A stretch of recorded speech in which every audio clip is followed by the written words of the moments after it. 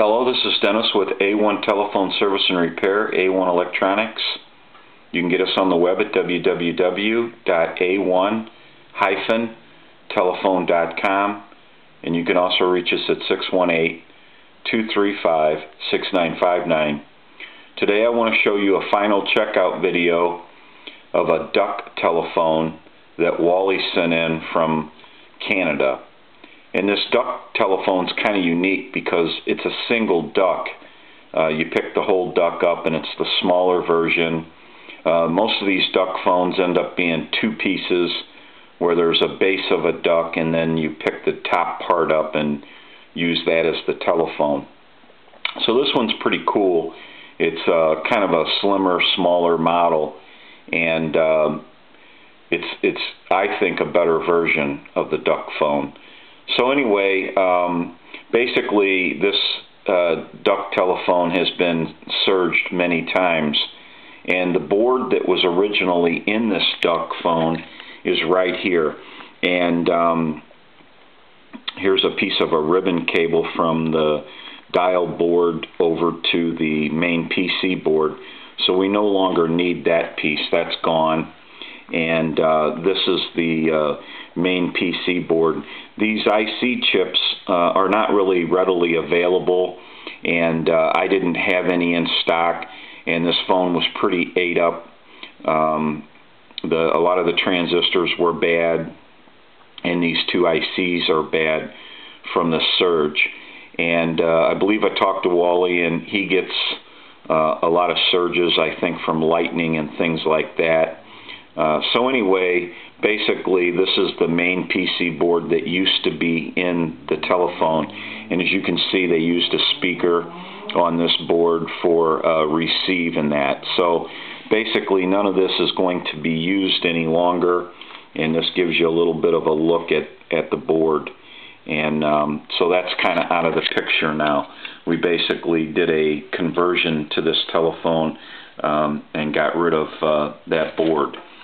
So anyway, there was a little bit to installing a different board into this duck because you have lights in the eyes, and the board that we could find that would fit into this telephone did not have any situation coming off of the board to light a light or an LED, basically, because these are LEDs, light emitting diodes, for the eyes.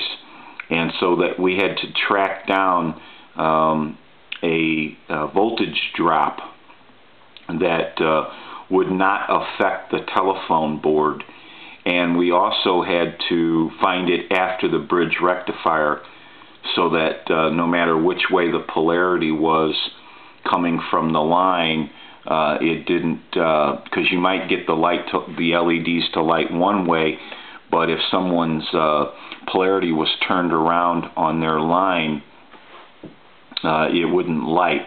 It had to be proper polarity. So we had to go into the actual board after the bridge rectifier and find a voltage drop that would stay constant and wouldn't affect the board. And also, I have this phone connected up, so let's go ahead and ring the duck. The ring is going to get a little louder when I pick this up, but since it's plugged in and the switch is underneath, it may just go ahead and seize the line. But as you can see, the eyes are lit. So that all worked out. I'll show you the other one. And basically, you'll see the new board in there.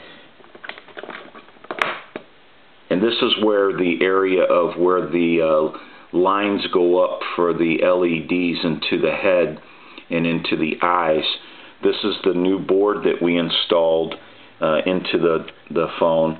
And we have our piezo buzzer at a kind of an angle, because piezo buzzers really need to work off bouncing the sound.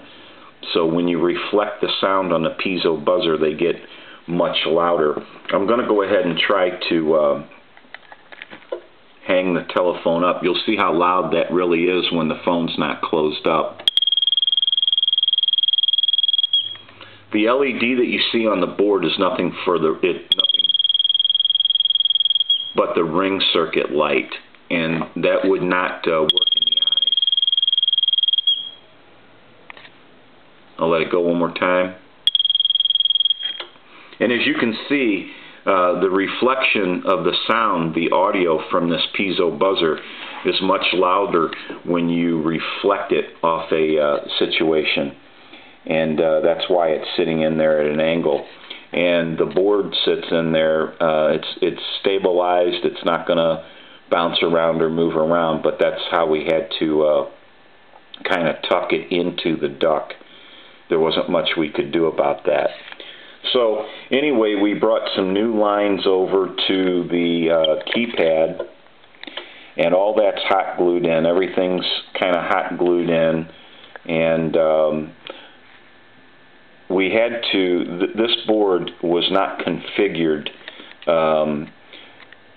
the same way that most boards, dialing boards, are configured. So we had to do a lot of trace work inside this board to get our new board to dial every number properly. And so that was quite a feat in itself, just to try to get everything squared away. Most boards, they have a similar design and pattern of the way their dialing works. And when you run into boards such as this one that do not have the exact traces that you need running the way you need them to, you have to reconfigure everything. So a lot was reconfigured on this board so that we could acquire our numbers. We installed a new speaker for our receive, and we also installed a new switch and microphone here, and it's all hot glued in. On the front part of this telephone, you would notice that they have a switch here for mode, and when a telephone dials out in tone and in pulse, there's no real reason to dial out in pulse. So what we did to this switch when we put a new one in is we actually made this switch, you can probably hear that, dial tone, and then the dial tone goes down. So now the tone and pulse switch is actually, should be able to hear dial tone. I'm going to take it away, bring it back, turn it down, and turn it up. So basically what happens is this switch now is used for the audio for the receive. So now we have a high and low receive audio, and that's pretty cool to be able to turn up and down the audio on your receive. And the phone is in the tone mode, so there's no reason to switch over to pulse. So that way we just got rid of that switch and made it the high and low volume for the receive. So everything worked out real well on this duck, and now we have a new board in it. It's been tied into to the keypad, and everything works. Let's do some checks on this telephone here real quick. We'll go ahead and dial all of our numbers.